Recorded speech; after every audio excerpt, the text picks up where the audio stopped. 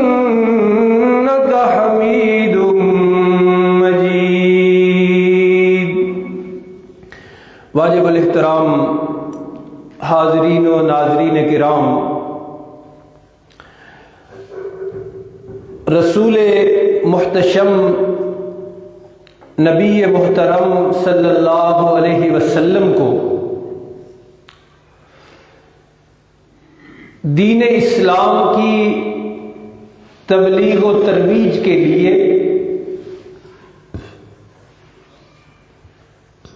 جو جماعت اور جو افراد میسر آئے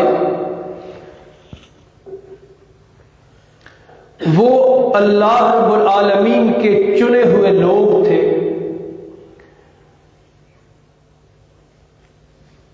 رب العالمین نے انہیں اپنی خاص رحمت سے اور اپنے نظام اور ترتیب کے لحاظ سے بارگاہ رسالت میں پہنچایا تھا۔ وہ ساری جماعت بے مثل جماعت ہے۔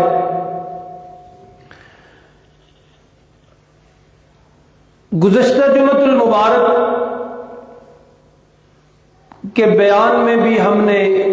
عرض کیا کہ وہ واحد ایک ایسی جماعت ہے، صحابہ کرام رضوان اللہ علیہ مجمعین، کہ ان کی تربیت خود اللہ رب العالمین نے کی تھی، اور وہ واحد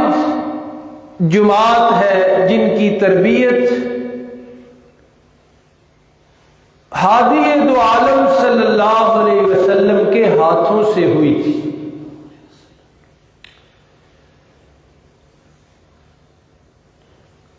اور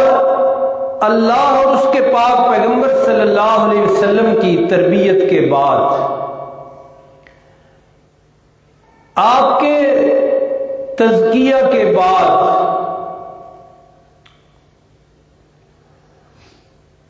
ان کی تعمیر کردار کے بعد یہی وہ جماعت بنی کہ جن کا رب العالمین پھر دفاع کرتے نظر آتے ہیں کہ یہ میں نے سنوارے ہیں، میں نے یہ نکھارے ہیں، انہیں میں نے اجالا ہے،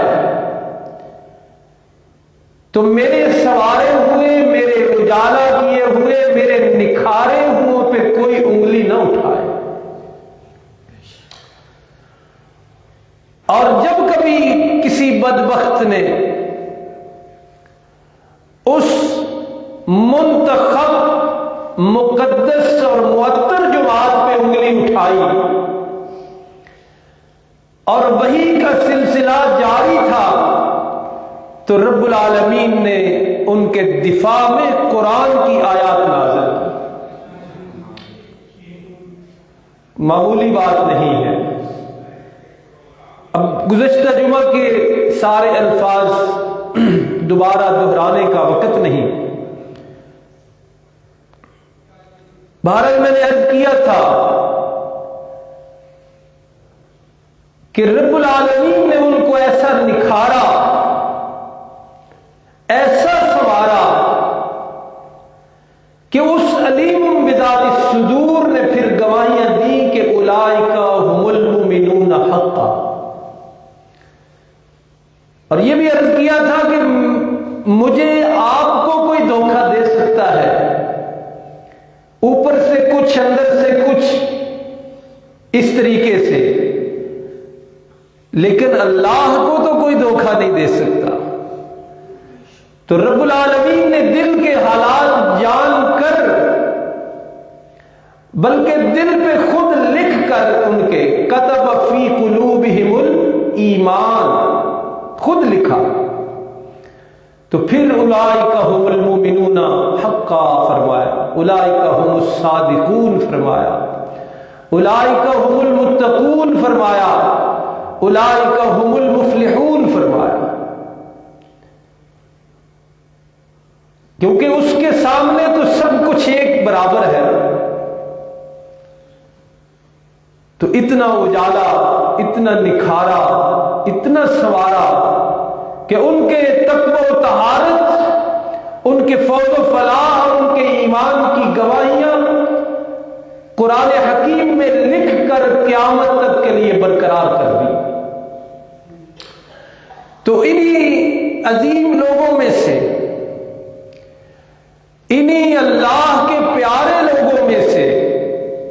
انہی اللہ کے محبوب لوگوں میں سے ایک بہت ہی نمایاں، بہت ہی بڑا اور بہت ہی عظیم نام ہے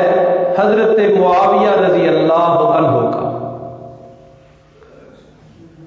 تو آج ان کا تذکرہ خیر صرف میں نہیں، الحمدللہ پورے ملک میں ہو رہا ہے، اور یہ کرتے رہنا چاہیے، اس لیے کہ دشمنانہ نے صحابہ، ویسے تو سارے صحابہ کے دشمن ہیں، لیکن حضرت معاویہ رضی اللہ عنہ سے ان کو خاص چڑ اور تکلیف ہے، اور اس کی وجہ ایک ہی ہے کہ حضرت معاویہ رضی اللہ عنہ نے پوری دنیا سے کفر کا خاتمہ کر دیا تھا۔ آپ کا تعارف آپ نے پڑھا ہوگا، یہاں لکھا ہوا 64,65,000 مربع میل تک رسول اللہ صلی اللہ علیہ وسلم کے دین کو پھیلایا اور سلطنت اسلامیہ قائم کی۔ یہود و نصارہ کو تکلیف ہے اور ان کے ذلہ خوار اور ان کے ٹکڑوں پہ پلنے والوں کو بھی تکلیف ہے حضرت معاویہ رضی اللہ عنہ سے۔ اس لیے ذکر معاویہ عام کرنا یہ حب معاویہ کی نشانی بھی ہے اور تقاضا بھی ہے۔ تو کچھ تھوڑا سا تذکرہ خیر آج کریں گے۔ حضرت معاویہ رضی اللہ عنہ عرب کے مشہور خاندان، مشہور قبیلہ بنو امیہ سے تعلق رکھتے ہیں۔ پیچھے چلے جائیں تو قریش سب سے بڑے سردار ان کے گزرے ہیں، ان کے نام پر اس پورے قبیلے کو، پورے خاندان کو قریش کا خاندان کہا جاتا تھا، اور ان میں سے آگے شاخیں جو نکلی ہیں وہ 10 ہیں،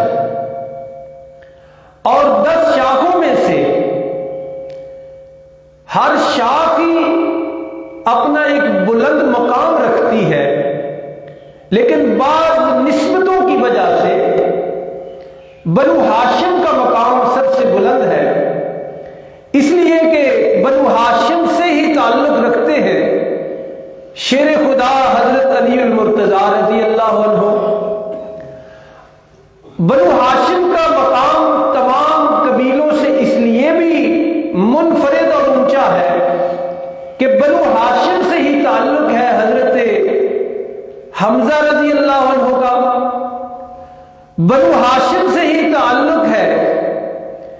حضرت عباس رضی اللہ عنہ کا، اور اسی حوالے سے آپ کا ذہن پہنچ گیا ہوگا کہ بنو ہاشم کا رتبہ تمام خاندانوں اور قبیلوں سے اس لیے بھی بلند ہے کہ بنو ہاشم کے ماتھے کا جھومر ہے رسول اللہ صلی اللہ علیہ وسلم، بنو ہاشم کا فخر ہے امام الانبیاء صلی اللہ علیہ وسلم۔ لیکن بہرحال باقی قبیلوں میں سے بنو امیہ جو قبیلہ ہے ان کا بھی بڑا منفرد مقام ہے۔ تو حضرت معاویہ رضی اللہ عنہ اسی قبیلے سے تعلق رکھتے ہیں۔ ویسے نسب نامہ جائے تو رسول اللہ صلی اللہ علیہ وسلم کا نسب نامہ اور حضرت معاویہ رضی اللہ عنہ کا نسب نامہ مل جاتا ہے آگے جا کے. آپ رضی اللہ عنہ کی والدہ کا نام حضرت ہند رضی اللہ عنہا ہے. یہ وہی ہیں جن کے بارے میں مشہور ہے کہ انہوں نے حضرت حمزہ رضی اللہ عنہ کا کلیجہ چبایا اور یہ کیا وہ کیا. یہ تاریخی روایات ہے اور جھوٹ کا پلندہ ہے. اور ان کے والد محترم کا نام ہے حضرت ابو سفیان رضی اللہ عنہ. والدہ اور والد دونوں ہی اسلام میں خود بڑا بلند مرتبہ اور مقام رکھتے ہیں.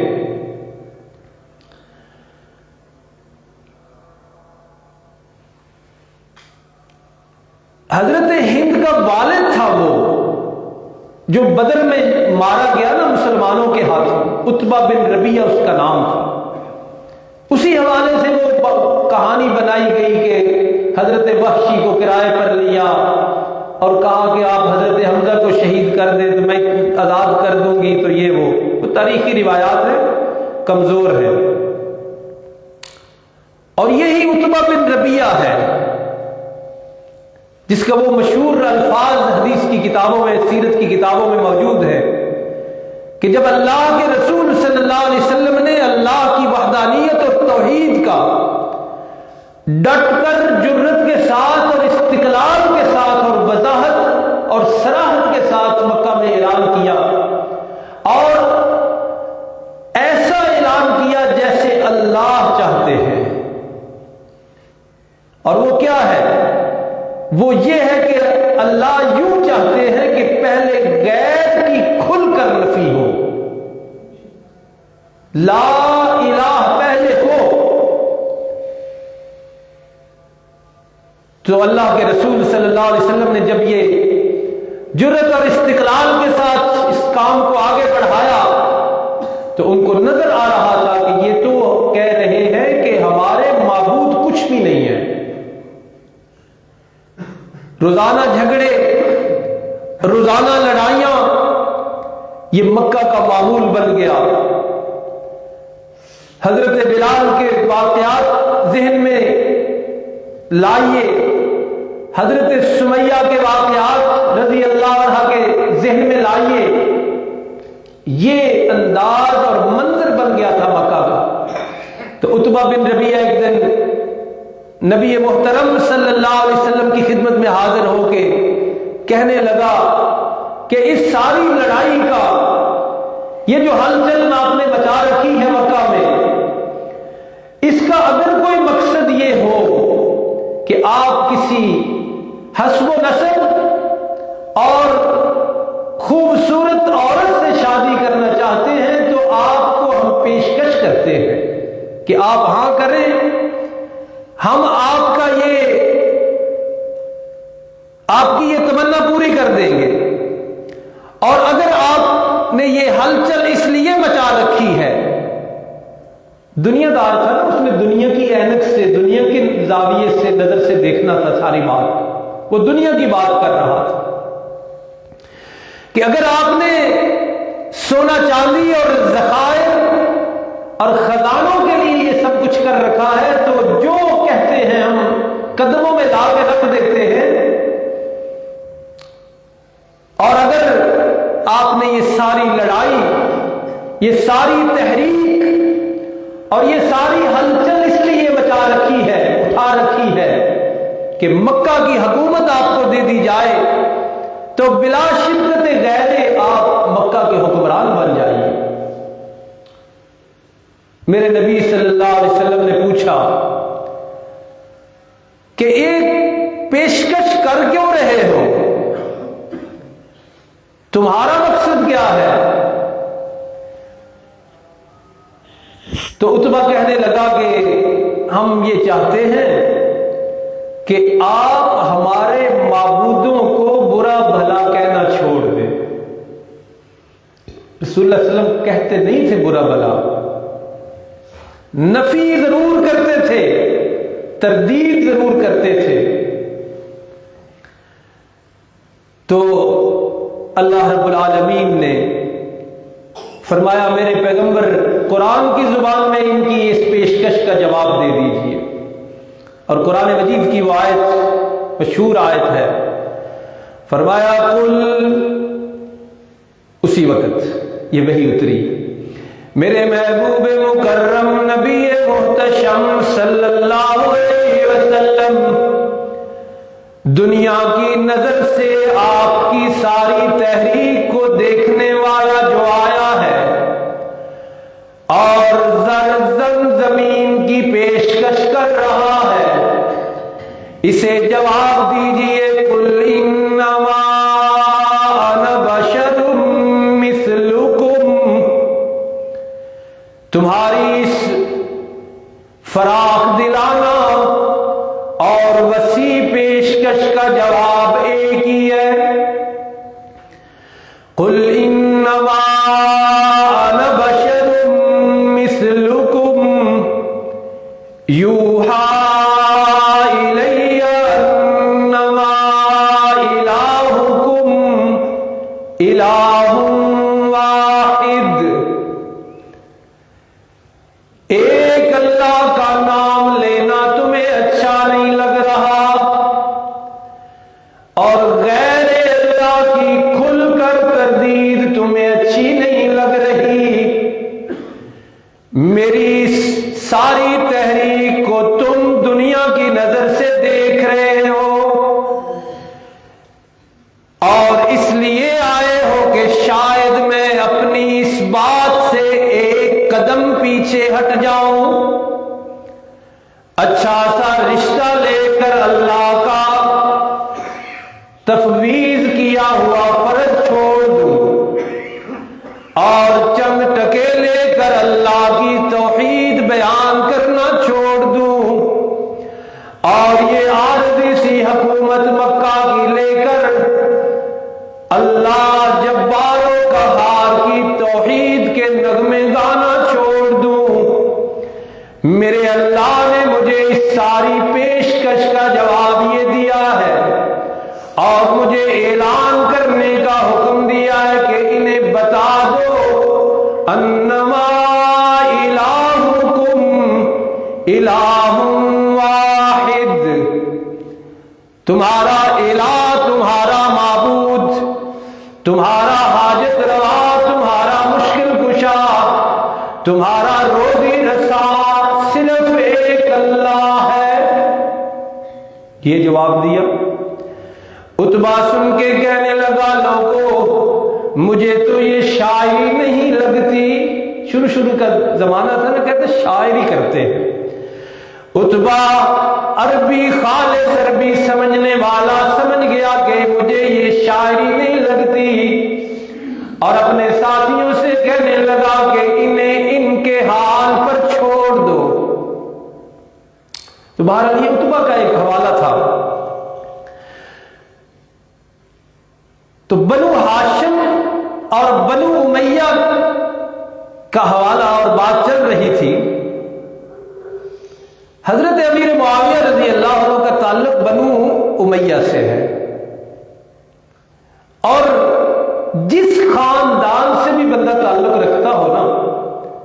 وہ اس کو ہی اوپر رکھتا ہے، اس کو ہی بلند برتر سمجھتا ہے، لیکن حضرت امیر معاویہ رضی اللہ عنہ کے اندر عشق رسالت اتنا جذب کر چکا تھا کہ ایک موقع پر کسی نے پوچھا کہ بنو امیہ افضل ہیں یا بنو ہاشم، تو آپ نے برجستہ جواب دیا، فوراً فرمایا بنو ہاشم افضل ہے، اور وجہ بھی بتائی کہ اس لیے کہ بنو ہاشم کو یہ اعزاز خدا بندی حاصل ہے کہ اللہ کے حبیب کا تعلق ان سے ہے صلی اللہ علیہ وسلم، اور رسول اللہ صلی اللہ علیہ وسلم کی ذات کے ساتھ حضرت معاویہ رضی اللہ عنہ کا اتنا گہرا تعلق تھا، شغف تھا، عشق تھا کہ آپ نے رسول اکرم صلی اللہ علیہ وسلم کے تراشے ہوئے بال سنبھال کر رکھے ہوئے تھے اور آپ کے تراشے ہوئے ناخن संभाल कर रखे हुए थे, और एक कपड़ा जस्द अतहर से जिसने मस किया था वो भी संभाल कर रखा हुआ था, और वसीयत कर रखी थी कि जब मैं दाई अजल को लब्बैक कहूं और मेरी रूह परवाज कर जाए और कब्र में ले जाने लगो, तो मेरे आका सल्लल्लाहु अलैहि वसल्लम के ये तराशे हुए बाल और ये तराशे हुए नाखून मुबारक मेरे मुंह पर रखना यहां, और फिर मुझे दफन करना। तो हजरत अमीर मुआविया रजी अल्लाह अन्हु की रसूलुल्लाह सल्लल्लाहु अलैहि वसल्लम के साथ रिश्तेदारियां दो सुन ले, ताकि आपको मालूम हो कि ये खानदान रिसालत के भी कितने करीब थे। रसूलुल्लाह सल्लल्लाहु अलैहि वसल्लम की एक ज़ौजा मुहतरमा है, हम सब मोमिनों की मां हजरत उम्मे हबीबा रजी अल्लाह अन्हा, वो हजरत मुआविया रजी अल्लाह अन्हु की बहन है। वो लफ्ज़ जरा हमारे मुआशरे में अजीब हो गया है, लेकिन समझाने के लिए उसी लफ्ज़ का सहारा लूंगा कि इस हवाले से रसूलुल्लाह सल्लल्लाहु अलैहि वसल्लम हजरत मुआविया के बहनोई हैं और हजरत मुआविया आपके साले हैं, और इनकी एक बहन है हजरत मैमूना रजी अल्लाह अन्हा, हजरत मुआविया रजी अल्लाह अन्हु की एक बहन। और ये इसलिए खास तौर पे मैं अर्ज कर रहा हूं कि एक तअस्सुर ये फैलाया गया है कि सहाबा अलग हैं और आले रसूल कोई अलग है, खानदान रसूल अलग है, और फिर सिर्फ अलग नहीं बल्कि आपस में गुत्थम गुत्था भी है, लड़ाइयां हैं इनकी। इसलिए ये रिश्तेदारी याद रखिए। हजरत मैमूना रजी अल्लाह अन्हा बिनते अबी सुफियान, जो हमशीरा है हजरत मुआविया रजी अल्लाह अन्हु की, वो हजरत हुसैन रजी अल्लाह अन्हु की सास है। तो ये रिश्तेदारियां बता रही हैं कि कोई लड़ाइयां नहीं थी, ये सारी लड़ाइयां और ये सारा तअस्सुर के सहाबा और अहले बैत लड़ते थे, ये फैलाया गया है। बहरहाल ये अलग मज़मून है। तो हजरत मुआविया रज़ी अल्लाह अन्हु के बारे में ही दो चार बातें अर्ज करके इनके इस्लाम के हवाले से कि ये कब इस्लाम लाए, पहले ये समझिए कि जब रसूलुल्लाह सल्लल्लाहु अलैहि वसल्लम अपनी उम्र मुबारक के 35 साल गुजार चुके थे, तब हजरत मुआविया रज़ी अल्लाह अन्हु की विलादत हुई है, और 40 साल की उम्र में आपने जब नबुव्वत का ऐलान फरमाया है, उस वक्त आपकी उम्र मुबारक अभी 5 साल बनती है, सिर्फ 5 साल। इसलिए मक्की दौर में जो 13 साल नबुव्वत का दौर है, आप पढ़ ले और अकल पर परख ले कि 5 से 13 और मिलाए तो इस उम्र का कोई बच्चा भी किसी तहरीक की मुखालफत नहीं कर सकता। कहने का मकसद यह है कि मक्का में जब तक रसूलुल्लाह सल्लल्लाहु अलैहि वसल्लम रहे हैं, हजरत मुआविया रजी अल्लाह अन्हु कहीं भी आपकी मुखालफत करते नजर नहीं आते। हालांकि हिंद मुखालफत कर रही है, हजरत अबू सुफियान डट कर मुकाबला कर रहे हैं, लेकिन हजरत मुआविया रजी अल्लाह अन्हु इस्लाम और पैगंबर इस्लाम के सामने कहीं भी आपको नजर नहीं आएंगे। तो 6 हिजरी या 8 हिजरी, हिजरत के 6ठे साल या 8वें साल, मुख्तलिफ अक़वाल हैं, हजरत मुआविया रजी अल्लाह अन्हु इस्लाम लाए हैं, और इस्लाम लाने के बाद फिर रसूलुल्लाह सल्लल्लाहु अलैहि वसल्लम के साथ कदम ब कदम रहे हैं। इन्हीं तारीखों के बाद ग़ज़वा ताइफ पेश आया, वहां भी आपको नजर आएंगे। इसी तारीख के बाद ग़ज़वा हुनैन, जो ग़ज़वात में बहुत बड़ा ग़ज़वा है, बहुत बड़ी जंग है और पहली जंग है जो गैर अरब के साथ लड़ी गई, वहां भी हजरत मुआविया रज़ी अल्लाह अन्हु आपको नजर आएंगे। फिर हजरत अबू बकर रज़ी अल्लाह अन्हु के दौर में एक सरगर्म कारकुन और अजीम मुदब्बिर के लिहाज से आपको नजर आएंगे اور دور عثمانی میں بھی اور حضرت علی المرتضیٰ رضی اللہ عنہ کے دور خلافت میں بھی، البتہ جب حضرت علی المرتضیٰ رضی اللہ عنہ کی شہادت ہوئی ہے اس کے بعد کے منظر ایسے ہیں کہ آپ نے اپنے علاقے میں بیعت کر لی اور حضرت حسن رضی اللہ عنہ دوسری سائڈ پہ انہوں نے بیعت کی، خلافت کا جھگڑا ہوا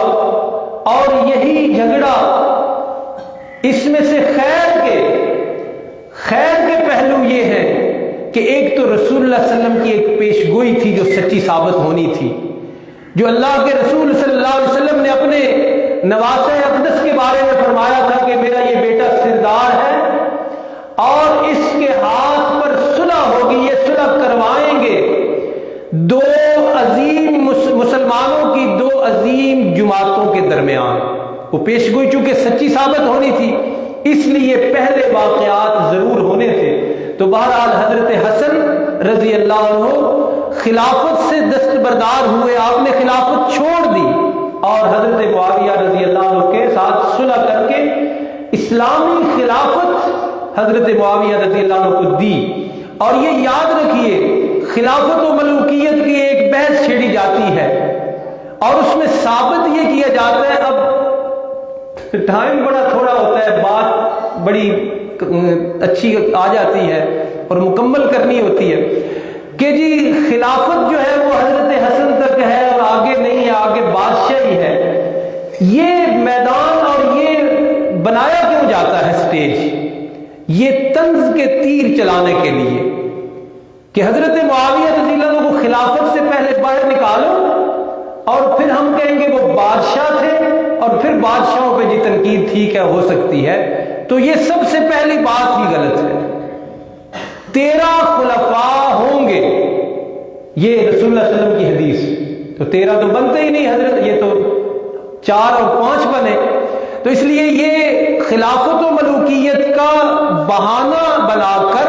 حضرت معاویہ رضی اللہ عنہ پر تنقید کی جاتی ہے۔ سوچ رہا ہوں کیا چھوڑوں کیا بیان کروں، وقت بڑا کم ہے۔ بہرحال حضرت معاویہ رضی اللہ عنہ ایک عظیم مدبر تھے اور عظیم سیاستدان تھے، عظیم مسلمان تھے، رسول اللہ صلی اللہ علیہ وسلم کو بھی پیارے تھے۔ اور ارشاد پاک بھی سن لیجئے، حضرت ام حبیبہ آپ کی بہن ہے، ایک دن ان کے سامنے بیٹھے ہوئے تھے اور وہ آپ کا سر دیکھ رہی تھی۔ رسول اللہ صلی اللہ علیہ وسلم تشریف لائے تو پوچھا ام حبیبہ معاویہ سے پیار کرتی ہو؟ بہن بھائی تھے نا، تو ام حبیبہ رضی اللہ عنہ نے عرض کیا اللہ کے رسول بھائی ہیں کیوں نہیں پیارے ہوں گے؟ یہ ارشاد سنیے اور یاد رکھیے۔ تو آپ صلی اللہ علیہ وسلم نے فرمایا معاویہ سے اللہ بھی پیار کرتا ہے اور معاویہ سے اللہ کا رسول بھی پیار کرتا ہے۔ تو بہرحال یہ اتنے عظیم انسان تھے، ایک جمعے کا 10-15 منٹ کا بیان ان کی سیرت کا احاطہ نہیں کر سکتا۔ آج الحمدللہ ملک بھر میں ان کے نام کے چرچے ہیں اور ان کے جو مخالف ہیں، ان کی جو تنقید کرنے والے ہیں، ان سے ایک ہی ان سے کہوں گا،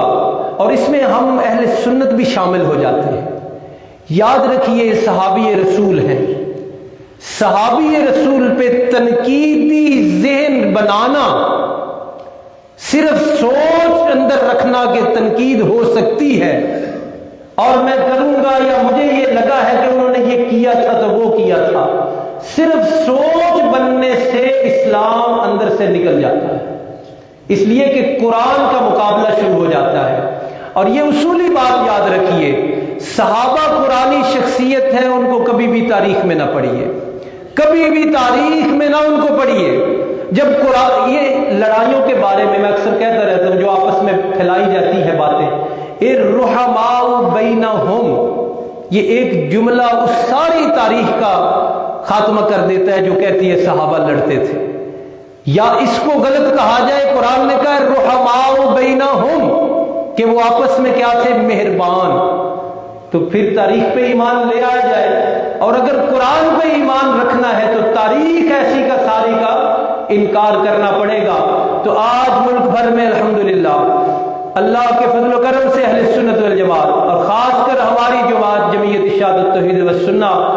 پورے شد و بد کے ساتھ اور استقلال کے ساتھ اور جرت کے ساتھ امیر شام کا تذکرہ کر رہی ہے، اور میں بھی آخر میں یہی کہوں گا کہ اے امیر شام تیری جاہ و منزلت کی قسم، اے امیر شام تیری جاہ و منزلت کی قسم، تیرے نام کا ڈنکا بجا کے چھوڑیں گے، تیرے نام سے جو جلتے ہیں ملحد و زندیق، تیرے نام سے جو جلتے ہیں ملحد و زندیق، میرے اللہ ان کو جہنم میں جلا کے چھوڑیں گے۔ اللہ رب العالمین ہمیں حب صحابہ نصیب فرمائے۔ حب صحابہ اللہ کی رحمت کا ذریعہ ہے اور بغض صحابہ اللہ کی